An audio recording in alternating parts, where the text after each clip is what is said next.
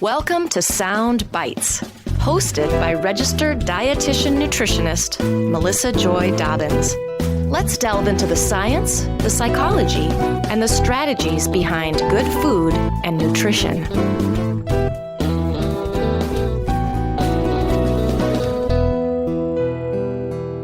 Hello and welcome to the Sound Bites podcast. Today's episode is about aquaponics, regenerative agriculture, and the future of healthy, sustainable food production. We will learn about a food production system that combines aquaculture with hydroponics, namely land-based farmed salmon and controlled environment leafy greens.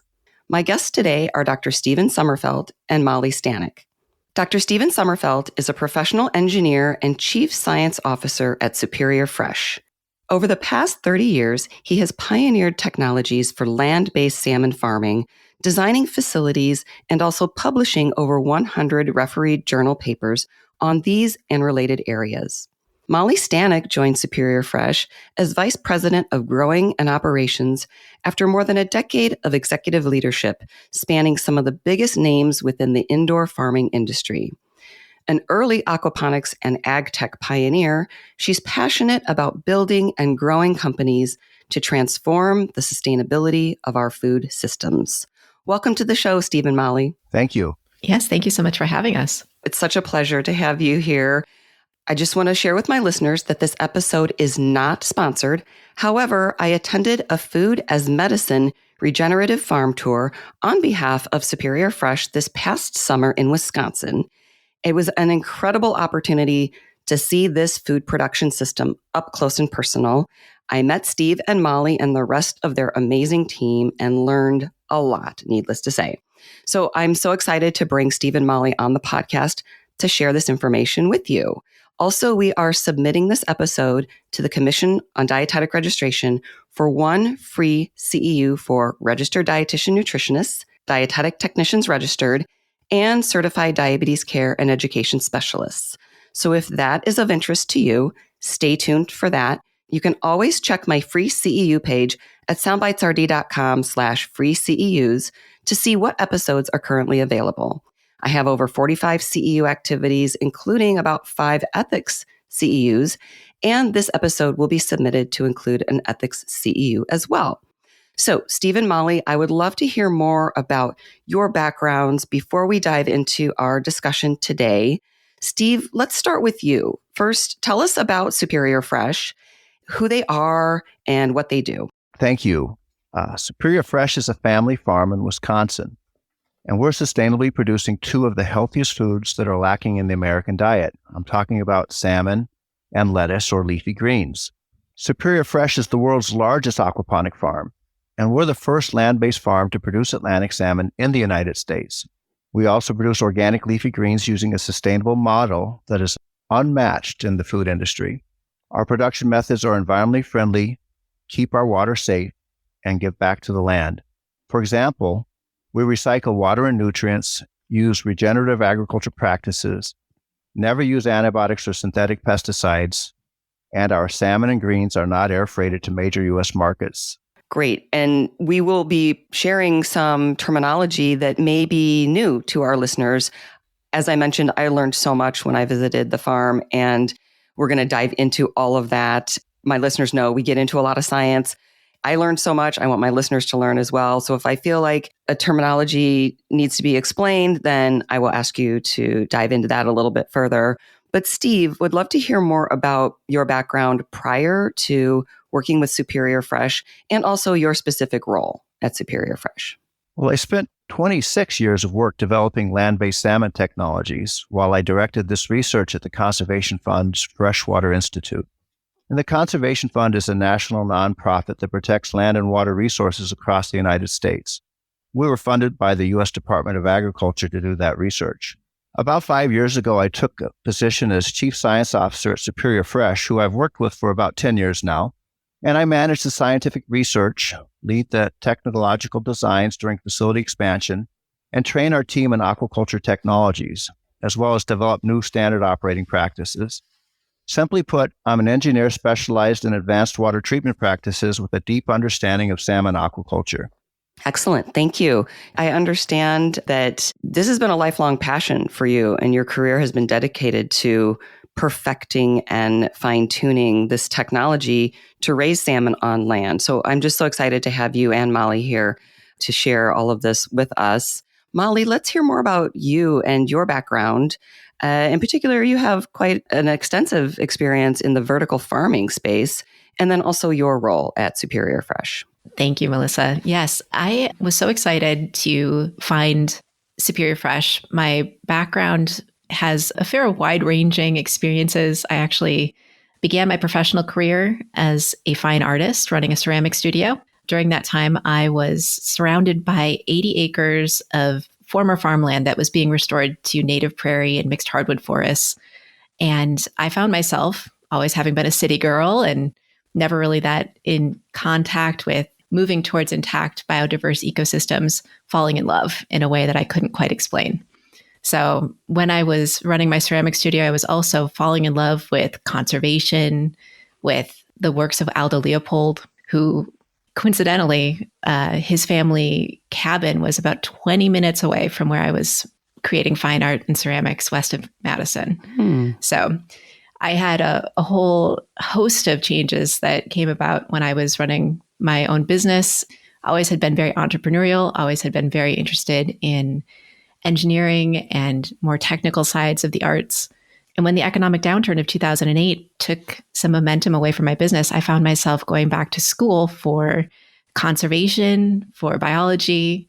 And that ended up leading to an opportunity with an aquaponic farm in the middle of the city of Milwaukee, Wisconsin. That opportunity changed the trajectory of my life. I fell in love with the concept of taking waste and transforming it into resources. Within aquaponics, we raise healthy fats and proteins, really delicious fish, and then we transform the byproducts of that system into another secondary product. We at Superior Fresh raise organic leafy greens, but you can raise a lot of different herbs, and we're getting into some new product categories year by year. So the whole concept of transforming waste to resources and being able to do healthy food production while not taking more than we were giving back really changed the way that I thought about food production. And it changed the way in which I thought about my career and the way in which I wanted to make an impact on the world. So I shifted directions pretty swiftly, ended up taking a role as assistant director of horticulture within Sweetwater Organics, and then ended up falling in love with the broader aquaponics industry as it was in its nascent years, co-founding the Aquaponics Association, doing a lot of training, a lot of education work, and dreaming of a day in which a commercial system like Superior Fresh would exist. Being able to produce healthy fat and protein closer to the point of consumption while transforming wastes into resources, taking the nitrogen and phosphorus that the fish production produces and transforming it into delicious leafy greens is something that will never not seem like magic to me. Leafy greens have always been a passion of mine. I love the bite of peppery arugula. I think that there's perfection in velvety baby kale, and crisp lettuce is just the perfect accent to just about any meal. And tell us a little bit about your role specifically at Superior Fresh and how long you've been there. I am Vice President of Growing and Operations at Superior Fresh. I am incredibly excited to be here, bringing together the best of organic hydroponic development, interweaving some really fun technology layers in terms of the software and hardware experience that I've had, and overseeing 13 acres of greenhouse. Wow. With years and years of success in market. We've been selling our organic leafy greens since 2017. I've only been a part of Superior Fresh for a year, but I can tell you it already feels like it was predestined. Wonderful. Thank you for sharing your story. I always love to find out that the science person I'm talking to has a background in art, because I have a background in art. I grew up studying ballet. My dad was an actor, director, playwright. I just grew up in the theater. And my mom is a graphic artist as well. So very interesting journey that you have had. So we've already mentioned some terminology, and I said that I would like to explain some of that. So let's share some of the definitions about regenerative agriculture. Maybe, Steve, could you explain what regenerative agriculture is. And Molly could maybe speak to what aquaponics is. Regenerative agriculture is all about rebuilding organic matter in soil and reestablishing soil biodiversity. So rebuilding the soil improves the water cycle and increases carbon uptake, both of which work to reduce climate change. At Superior Fresh, we use regenerative agriculture practices to rebuild the soil in several ways. One, when we collect all the wastewater from the production systems, which is really the nutrients we use to feed the plants and we grow the fish. It's very, very good water. We use that to irrigate some of the land on the 800-acre farm. We're building the soil where we irrigate because we're irrigating native grasses. We're irrigating alfalfa. And when we don't plow, the roots hold the soil and build the soil with all the organic matter. That's one way we're doing regenerative agriculture practices. Another way to build the soil is to create soil amendments from the fish waste and the plant waste. So the digested fish manure, after we pulled as much nitrogen and phosphorus out of that fish manure, it's dried to a slurry, and then that's incorporated into the fields as a soil amendment. And then we also create a compost by blending the residuals of the fish after they're processed, the offals from the fish, with the residuals of the leafy greens. That's the roots, the stems, the waste leaves, and the media. These two soil amendments are used to build organic matter in the soil by applying them to the soil under careful regulations, according to the Wisconsin DNR.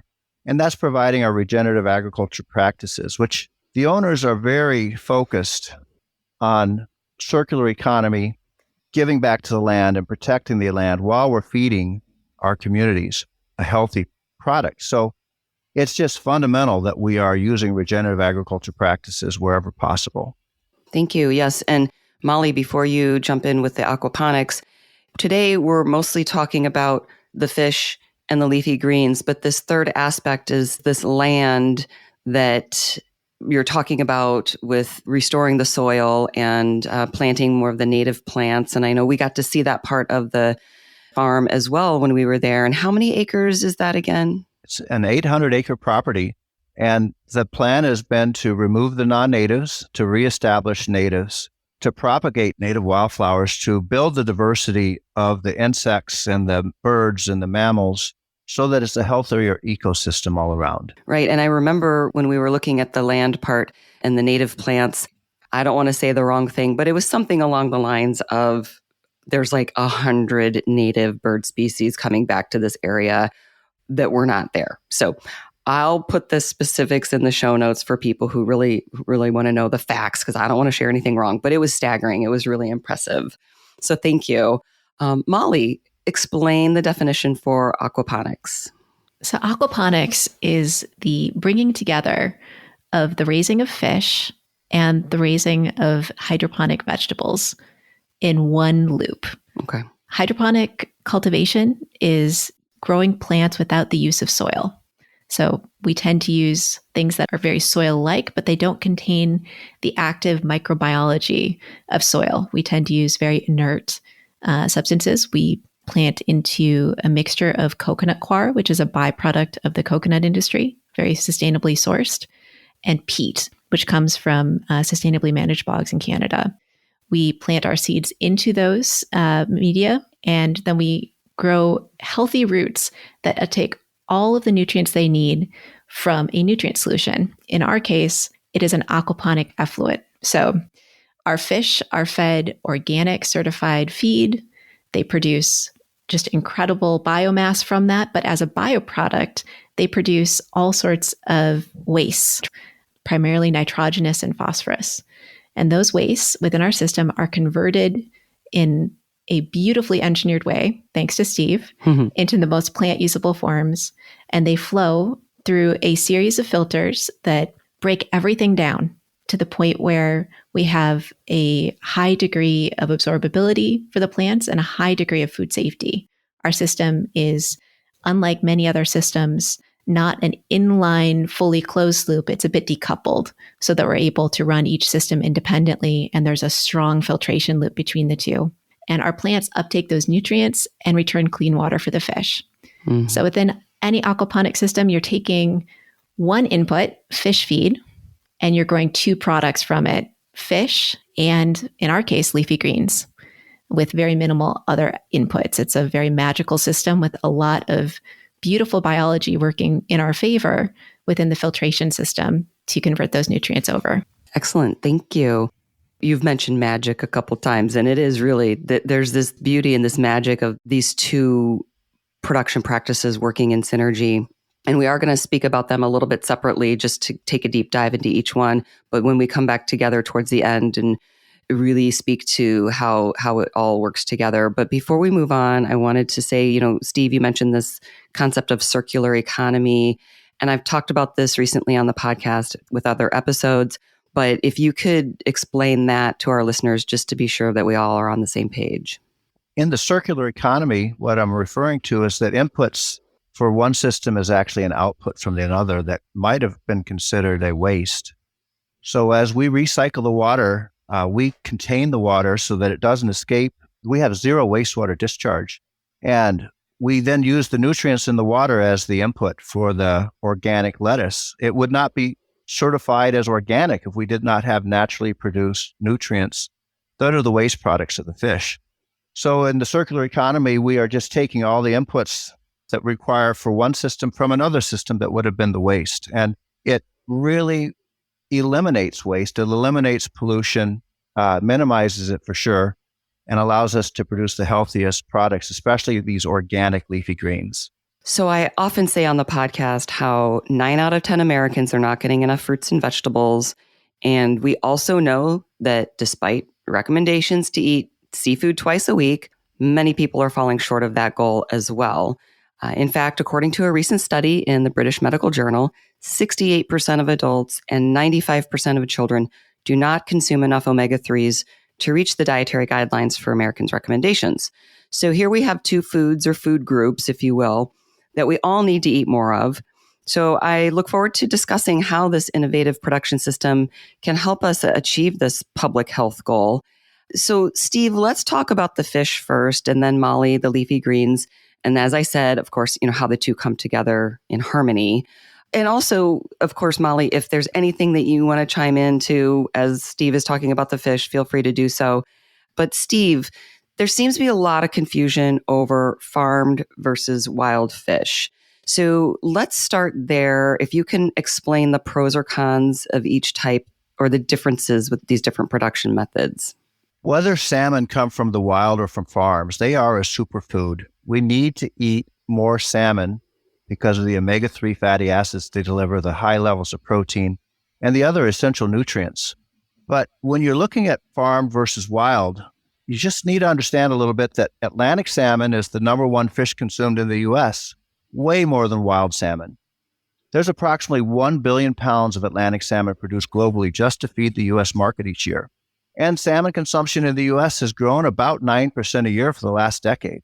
So it's a very important fish to the U.S. consumer. And 95% of these fish are imported, mostly by air freight from Chile, Norway, or other parts of Northern Europe. And air freight has a very high carbon footprint, but it gets you fresh fish. And American consumers like to buy fresh fish. Unfortunately, wild Atlantic salmon are listed as endangered species in the USA. They were native to Maine. They still are there, but there's very few left. And there's no Atlantic salmon from the wild in our market because it's just not available in the North Atlantic in enough numbers to sell as food.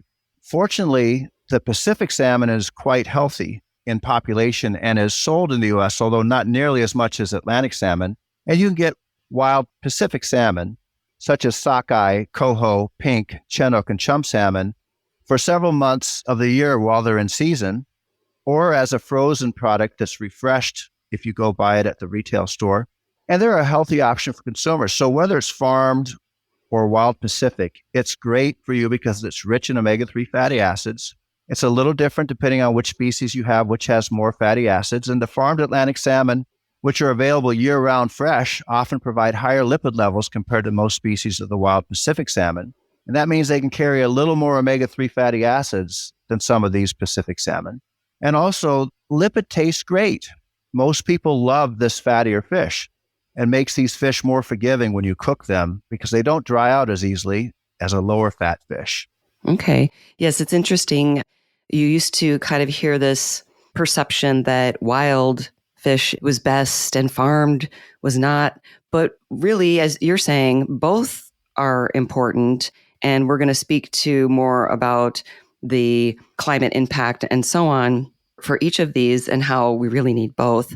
But it's really exciting to see how farmed salmon, specifically the production system that you are using at Superior Fresh, has really provided some opportunities to provide really nutrient-rich, fresh salmon available and with less impact on the environment. Speaking of that, can you talk a little bit more about those benefits of farming salmon on land, which I just think it's a kind of, an oxymoron. You're farming salmon on land. So tell us, I got to see it in person, but tell us what this looks like and what the benefits are. I'm happy to.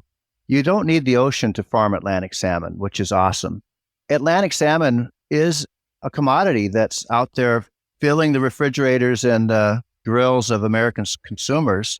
And some have reported that Atlantic salmon that's farmed is the most climate-friendly meat produced on the planet, at least when you compare it against cattle, hogs, and poultry. It has a lower carbon footprint. However, there are still ecological issues with traditional sea cage farming of salmon. Because there's zero waste capture in these sea cages, there's no diaper underneath the cage or the fish to capture the waste. It simply disperses. The fecal matter and waste feed disperses across the ocean. So this is the farmed salmon in the ocean. Yep. And farmed salmon can escape to the wild from those cages because it's just one thin net. And that is not a substantial barrier to prevent diseases or parasites from transferring into or out of the cage. So there are some ecological issues with farming salmon in ocean cages. And in contrast, Superior Fresh, we have zero wastewater discharge from the production system. We use engineered barriers to exclude pathogens and parasites, and we irrigate all spill from the production systems to avoid polluting our watersheds. And so our salmon cannot escape. So by excluding pathogens and optimizing water quality, Superior Fresh salmon remain healthy and have never been treated with pesticides or antibiotics. We've never had a major mortality event. With excellent health, we have excellent welfare for the fish, and our fish are certified for the best welfare practices. And when we recycle 99.9% of the water, we can produce close to 100,000 pounds of human food annually for every 1 gallon per minute of well water used in the facility. That's very little water. 1 gallon per minute is just a small garden hose of water. And if you put that in terms of gallons of water to produce food, it's 5 gallons of water produce 1 pound of human food. And when you compare that to other food, it's extremely efficient. So lastly, I want to focus on we're raising our fish in freshwater and not saltwater. We don't need the ocean to raise these fish because if you're raising fish on land, you can't discharge that salt water because it's toxic to terrestrial life. We couldn't raise leafy greens in salt water. They can only withstand very low levels of sodium chloride. We can't irrigate salt water to reclaim those nutrients as hay or bedding for animals or food for animals. We can't put it on the earth because it'll kill terrestrial life. So that's why it's super important that we're raising our fish and our greens in freshwater so we can recycle these nutrients and have a more circular economy. And I would add that to me, what we do on the aquaculture side is much closer to vertical farming in terms of in vertical farms, we are tailoring every single environmental variable to deliver exactly what the plants need to focus all their energy on growth. We're removing all of the stressors. And that's similar to what we've done in the aquaculture system, thanks to Steve's brilliant engineering. We remove every barrier to their success, and they focus just on swimming against the current and growing as fast as possible, which means we're able to deliver consistently high quality in a way that no other producer can really compete. Excellent. Yes, when you say swimming against the current, I remember seeing them in the big, what do you call them, tanks? Yep. In the water is a current, and they're swimming against it. It was so cool to see that. And, you had mentioned, you'd never treated with pesticides or antibiotics because they don't need it because they're not exposed to anything that would require that. And Molly, we're going to talk specifically about the benefits of not having to use soil with the hydroponic leafy greens, but also wanted to comment about and put a finer point on the water conservation here. As you said, you're recycling about 99.9% of the water. When you talk about raising the salmon in freshwater, Steve, you had shared an interesting tidbit. I mean, I've been salmon fishing, deep sea fishing in Alaska, and I know a little bit about salmon, but I guess I didn't quite understand that salmon can live in freshwater and saltwater. So can you explain that? Salmon are anadromous, and they are spawned and grow up from egg to small fish in freshwater. So the salmon that swim out to the ocean when they're just a little over 1 or 2 years old from the freshwater rivers will grow fast in the ocean for several years. And then several years later, when the fish is maybe 3, 4 years old, 5 years old for an Atlantic salmon, they come back into the rivers and they spawn. And the Atlantic salmon doesn't typically die when it spawns, but the Pacific salmon, it's a really cool natural cycle to bring nutrients from the ocean to the land. Pacific salmon come on a one-way trip. They go up and they spawn in the headwaters of these rivers. And the nutrients that they carry from the ocean that they grew on as they grew from a small fish to a large fish in the ocean comes back to the terrestrial, to the earth, and the animals recycle that nutrients into plants. So in a little bit of a sense, we're like that natural cycle where we're bringing in fish from the ocean, fish meal and fish oil, and we're feeding our salmon. And then the nutrients from that, those are actually ocean nutrients, come back to land, and they're producing our leafy greens, and they're going onto our soil and building the soil into regenerative agriculture practices. So it's closing the loop a lot like how the wild salmon do in the Pacific Northwest. Interesting. And that brings me to my next question. I think there's a lot of confusion or maybe just lack of knowledge about what farmed fish are fed. So talk to us about what your fish at Superior Fresh eat and maybe compared to, other fish, whether that's wild or farmed, and why that's important. First, Superior Fresh, we're feeding a certified organic diet that only contains fish meal, fish oil, and an organic source of wheat. It also includes mineral and vitamin packs and a natural source of astaxanthin. And the natural astaxanthin is a very powerful antioxidant that also pigments wild salmon. It's the same compound in both, naturally produced. And because we use high levels of fish meal and fish oil inclusion in our diet that we feed to the salmon, we feel it's closer to the natural diet of a wild salmon. And as part of the organic feed certification, all fish meal and fish oil inputs are sourced from sustainable fisheries, and these are often sourced from trimmings. And trimmings are the byproduct of processing fish for human food, and the parts that aren't used are converted to fish meal and fish oil, and then that's used to feed to our salmon or other salmon that are using trimmings. In contrast, other farmed Atlantic salmon in the Americas are typically fed a diet that contains many things more than fish meal and fish oil, because that's typically not organically certified. And those diets contain significant amounts of vegetable oil, soybeans, peas, grains, lentils, blood meal, or poultry byproducts. A lot of different ingredients are used in Canada, United States, and Chile to produce Atlantic salmon. And we're distinct because we want a certified diet. We're certified non-GMO, so there's no GMO ingredients in the diet fed to our salmon or animal byproducts like blood meal or poultry byproducts. Okay, thank you. And I think this is one of the reasons that the Superior Fresh Atlantic salmon have more omega-3 fats. So can you talk to us about that? Superior Fresh Atlantic salmon have 2 times the EPA and DHA omega-3 fats compared to other farmed Atlantic salmon that we've tested. We've tested everything in our market pretty much. The Norwegian salmon is an excellent salmon, and we have exactly twice the EPA and DHA omega-3 fatty acid that we saw in the Norwegian salmon. We have even more omega-3 fatty acids, EPA and DHA, than some of the other products that we tested. And you are what you eat, and salmon are what they eat. So if your salmon that you're going to eat is consuming mostly fish oil and no vegetable oil, they will have much higher omega-3 fatty acid levels.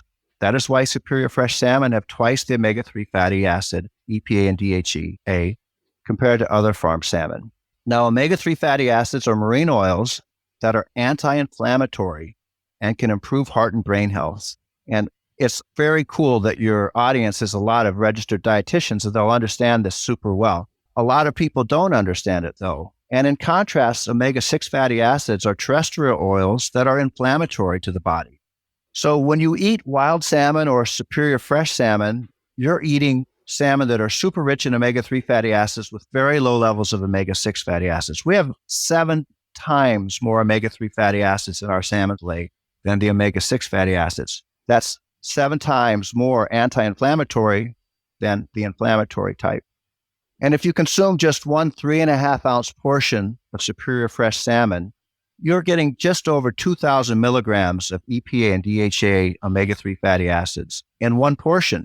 And to me, that's a tiny portion. I mean, I like to eat an 8 ounce portion for dinner, and so many people eat a steak that's 8 ounces or 12 ounces or 16 ounces. So it's not unrealistic to expect to eat an 8 ounce portion of salmon. And that'll give me over 5,000 milligrams of EPA and DHA omega-3 fatty acids in one meal. And I'll eat it 3 or 4 times a week, maybe 5 times a week. So I can get 20,000 milligrams of EPA, DHA in a week. And my blood shows it. And I just learned that recently from Dr. Debbie Thurmond, who's the director of diabetes research at the City of Hope. And that just blows my mind because I keep hearing that you eat a lot of fatty fish, you have a chance to build lean muscle mass. Well, they've actually proven that in diabetics, cancer patients, and the elderly, it versus or overcomes muscle wasting problems at times. So it's so healthy for you. And most people just know that DHA, which is a major component of brain matter, helps reduce the risk of dementia, or that EPA, which is critical for reducing the risk of heart disease, is so important for you, but it's also important for you in so many ways. So I am a huge fan of salmon, and I eat it. I eat it almost every day. I know you do like your salmon. We talked about that over dinner. I think you probably have more than the average person because we're still trying to get people to have it at least twice a week, but with a source that has so much more omega-3s in it, that's always nice. I've got several related episodes to explaining omega-3s, DHA, EPA, because it does get confusing. And speaking to the protein aspect, it's a high quality source of protein. And, when you're referring to the muscle wasting with aging, that's sarcopenia. So I'll link to all those related episodes in my show notes at soundbitesrd.com. And I also have one on brain health, actually several on omega-3s related to brain health. So when you say, the fish, we are what we eat and the salmon are what they eat. And it's been mentioned already a couple of times about the waste products from the fish. So maybe this is a good time to talk about that filtration system and a little bit more about the water usage, because this was one of the most fascinating things I saw on the tour, how simple yet amazing this is. It's crucial in the step to take the water from the fish to the greens. So tell us about this filtration system. If you've ever had an aquarium, you know that the more you feed your fish, the more likely your aquarium water will become polluted. And that's not acceptable. We have to maintain superb water quality for the fish. And unfortunately, they're not 100% efficient on taking the nutrients in the feed and converting them into fish. So approximately 80% of the phosphorus and about 60% of the nitrogen that is fed to an Atlantic salmon is wasted. And I said earlier, when a sea cage is used, it just disperses into the ocean. But it can't disperse away at Superior Fresh in our land-based system.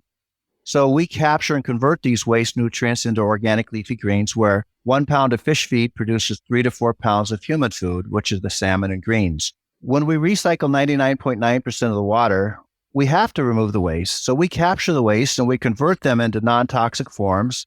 So ammonia is converted to nitrate and the phosphorus is converted to phosphate, and that's an excellent fertilizer for the plants. And we use technologies like a digester and biofilters with a diverse and natural microbial biome that helps mineralize the biosolids to release their nutrients and the many micronutrients to feed the plants. And that integrated system then maintains great water for the fish. It then converts all of the nutrients into forms the plants can use readily. And then we send those to the greenhouse, and Molly will talk more about that. Yes, and earlier you had mentioned organic diet for the fish, non-GMO organic diet for the fish. And it's my understanding that there's no organic seafood certification. However, sometimes when I go to the grocery store and I see the Superior Fresh product, I will see organic on the label. So can you speak to that? At Superior Fresh, our leafy greens are certified organic by the USDA organic program. But the USDA organic program has no standard for seafood. So there's no USDA certified organic salmon in the US. Although when you go to the grocery store, you can buy organic salmon sometimes from Europe or Canada. And if you look at our product in a store, it might say fed an organic diet. but it's not supposed to be organic because there's no USDA organic certification. And it's an unfair advantage, I feel, that the foreign-produced salmon can achieve organic certification and the United States, we can't, because the USDA organic standard is not yet developed for salmon. So we produce a salmon using as many organic practices as possible, such as using an organic certified feed, achieving non-GMO certification and animal welfare certification, as well as never using antibiotics or chemical pesticides, plus implementing regenerative agriculture practices on our 800-acre farm. All of that comes together in a way we feel is using as close to an organic production practice as possible. Thank you for clarifying that. So let's bring Molly back into the conversation a little bit more and explore the leafy green side of the production system. Molly, tell us a little bit more about aquaponics and what you're working on at Superior Fresh. I got to see it myself, but if you can kind of describe the greenhouse to our listeners, it's very beautiful. It's very interesting. Yes. Thank you, Melissa. I want to jump back one topic. Sure. And just focus on the fact that we are located in the midst of the Midwest.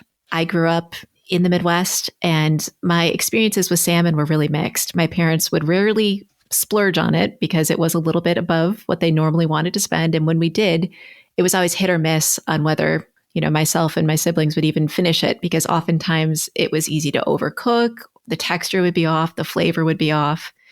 My family has tried Superior Fresh salmon and they will never go back.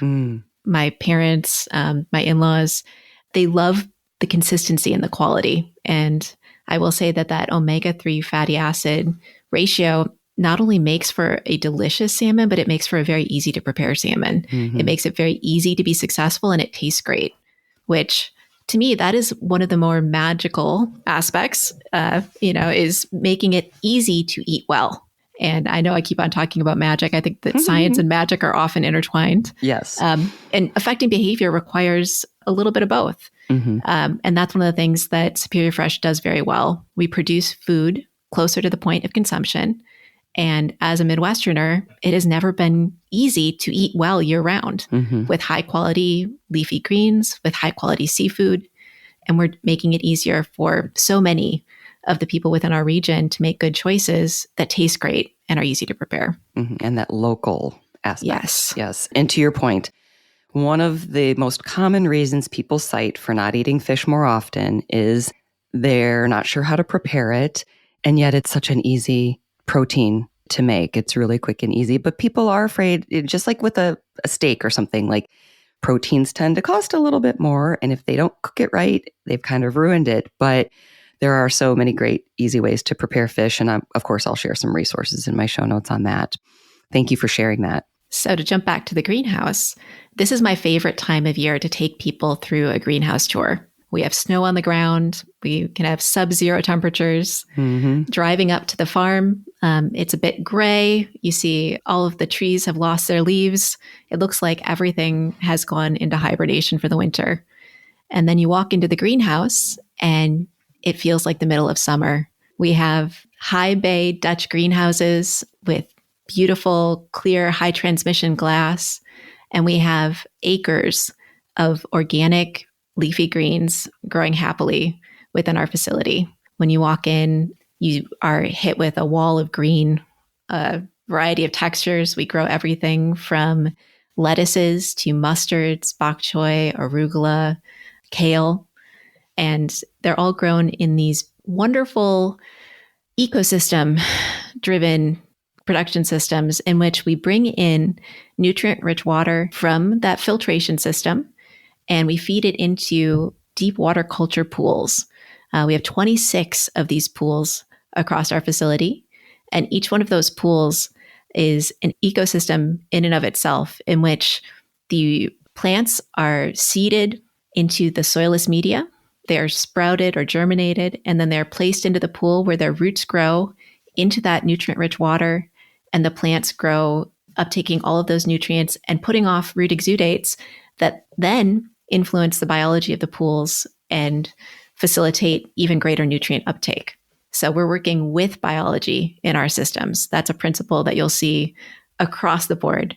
We work with biology on filtration. We work with biology on the salmon side, and we work with biology on the plant side. So we're always working with nature to get more outputs from a single input. Excellent. I know that one of the benefits of this hydroponic system is that it's not grown in soil. So I want you to talk more about that and also remind us where most leafy greens come from and the pros and cons of that. Yes. So we'll start with where the majority of leafy greens are grown.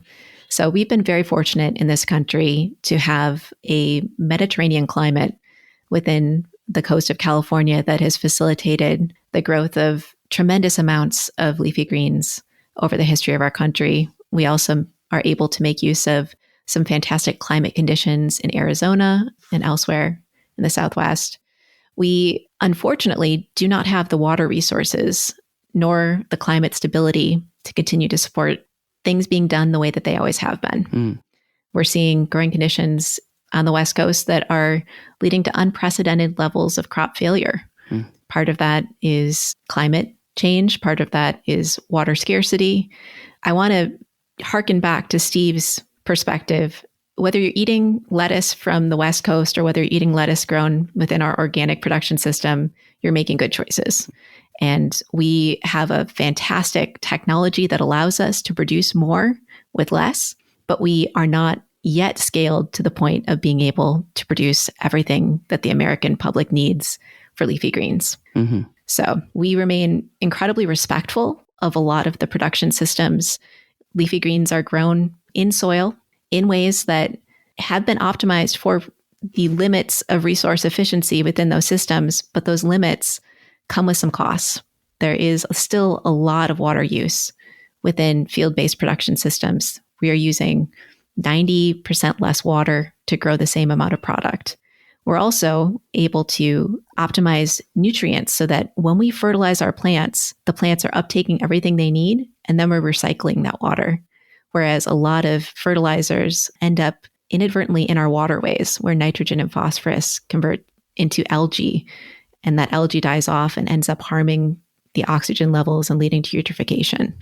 So we have a tremendous means of producing a lot of food in a small amount of square footage within our greenhouses. And we're able to do so much closer to the point of consumption that it makes it easy to enjoy the salad that we produce. That is something that I will always be proud that one of our first partners was a convenience store in the local area that has over 700 locations, many of them in small communities that don't have full-size grocery stores. And we were able to meaningfully impact people's access to fresh, nutritious, organic leafy greens by partnering with Quick Trip, one of the convenience stores, and getting more food into what would officially, in many cases, constitute a food desert. That's huge.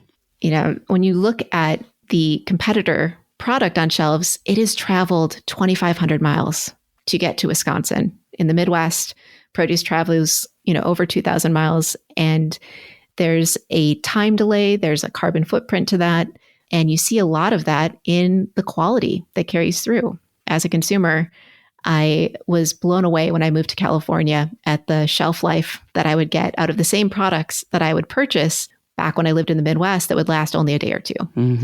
And our shelf life is outstanding. We regularly have food service customers that see a month of shelf life from our head lettuce. We regularly see baby greens that are weeks and weeks old and still holding top quality.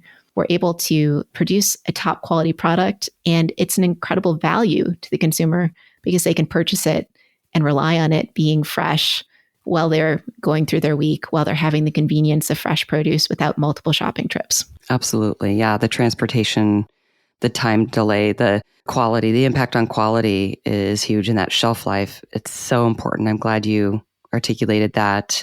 We talked a little bit about the certified organic, but when it comes to the leafy greens being certified organic, what does that mean, and what does that mean to you for Superior Fresh leafy greens? To me, organic is an incredible part of our story. The organic label communicates a lot to our end consumer. That's something that many people are more familiar with than aquaponic, than regenerative, at least at this point in time. And to many people, organic means clean, nutritious, and sustainable. And those attributes describe us very well. So I think to me, organic is a label that opens doors to our end consumer that allow us to tell more of our story over time. And that's something that also on the quality side matters a lot. We do so much already with increasing the quality of the product just by producing it closer to the point of consumption. But organic hydroponics has been studied, and there's a notable study in which basil that was fed organic nutrients had notably more phytonutrients, had more flavor compounds, had more plant mass. And that's something that anecdotally I've seen many times. When you integrate biology, it mimics a lot of the natural ecosystems in a way that conventional hydroponics does not represent. And that ends up leading to greater flavor, greater texture, greater nutrient levels. And that's something that, to me, our organic label and our organic production methods, they're clean, they're green, and we produce things that taste even better than our competitors. Yeah, I had the opportunity to taste several of the different leafy greens, and there was one, I believe it was called the Citrus Splash, that tasted like citrus. It was so amazing. It was so tasty. And I know that you could geek out all day on the nutrition, the nutrients in the different leafy greens and how the production system that you have developed and work with every day strives to fine tune all of those little micronutrients. One thing I'm curious about, and I've seen the Superior Fresh salmon and the leafy greens at my local grocer, but I'm just curious from your standpoint, can you articulate why different retailers or grocers would want to source greens from someone like Superior Fresh? Yes. We are a year-round producer with a high degree of consistency and a high degree of quality. And our facility has been engineered from the ground up for food safety. Many consumers will recall that in the last few years, there have been near seasonal recalls of field-grown product. And those recalls are happening for a number of reasons. We are not facing the same food safety risks that field producers are facing. We face a different set of food safety risks, and we take those very seriously. We would never claim that greenhouse grown is immune from any of the food safety risks that field producers face. We still have workers in our facility. We still have water that comes into our facility. We've chosen inputs and practices that allow us to have a high degree of confidence in our food safety practices. And then we bolster that with a testing and environmental sampling protocol that ensures that we're effective. So that's one aspect. The second really is that shelf life, when we're able to produce product and have it picked up within the next day or two.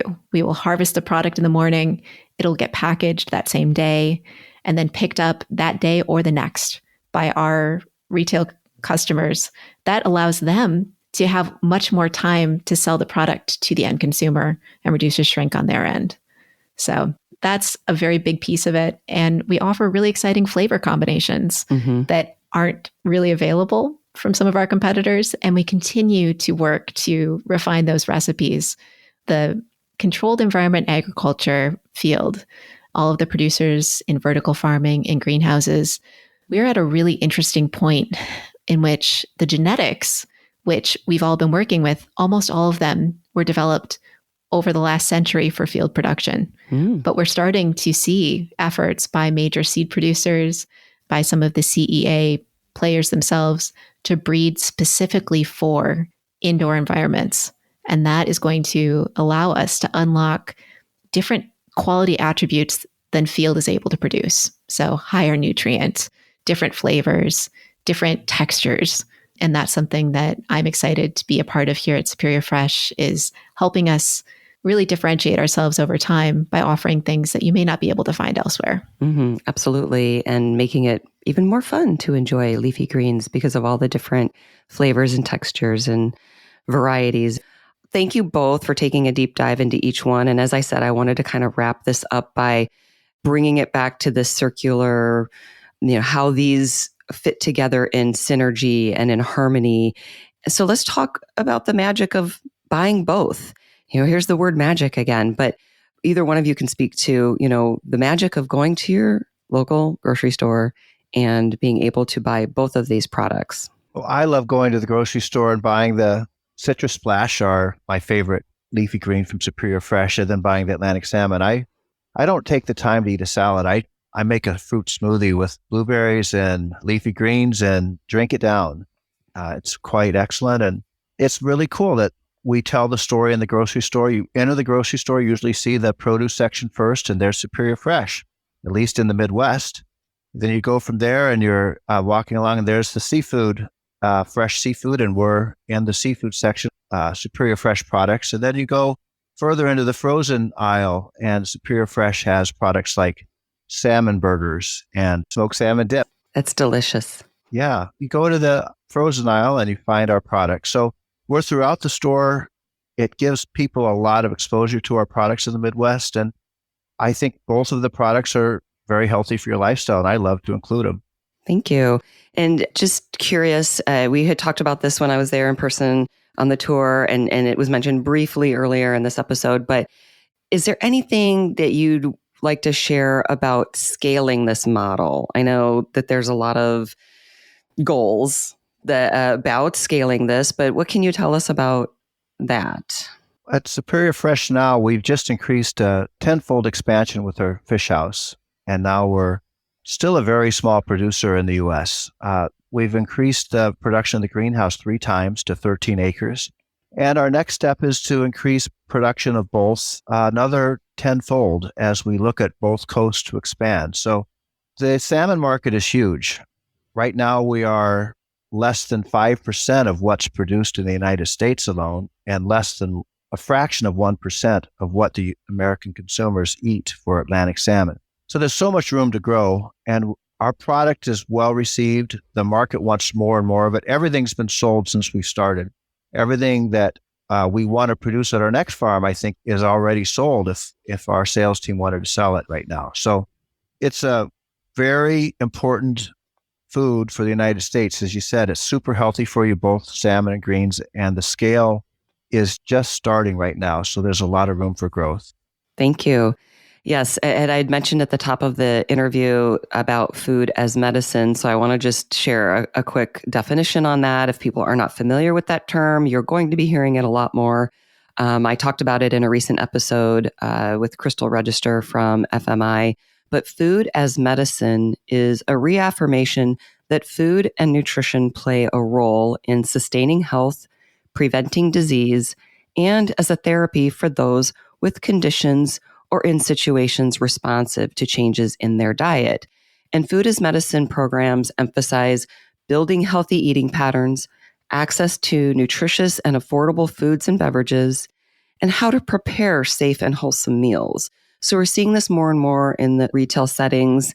And, we've been talking today about these 2 healthy, nutritious, and sustainable foods and products and the synergy in the production system and in buying and consuming both of them.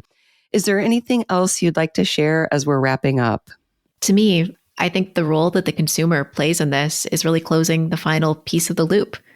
We have engineered and innovated to unite the aquaculture and the organic hydroponic systems.